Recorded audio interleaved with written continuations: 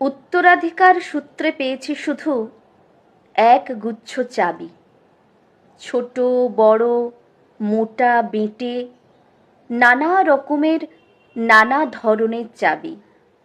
মা বললেন, যত্ন করে তুলে রেখে দে।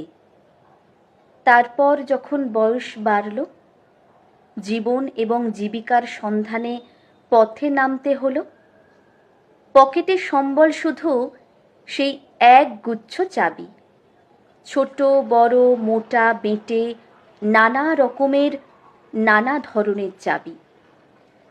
কিন্তু যেখানেই যাই সামনে দেখি প্রকাণ্ড এক দরজা, আর তাতে ঝুলছে প্রকাণ্ড এক তালা।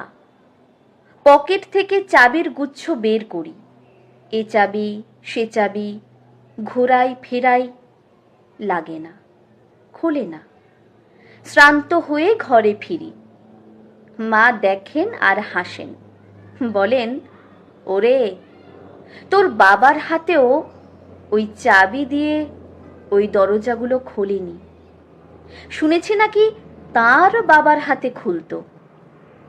আসল কথা কি জানিস?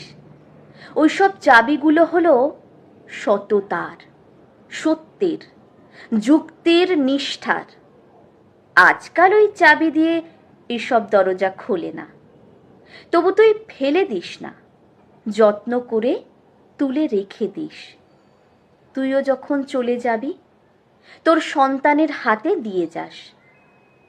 ওইসব চাবির গুচ্ছ হয়তো তাদের হাতে, হয়তো কেন, নিশ্চয়ই তাদের হাতে একদিন ওইসব সততার, সত্যের, যুক্তির, নিষ্ঠার চাবি দিয়ে জীবনের বন্ধ দরজাগুলো খুলে যাবে, খুলে যাবেই।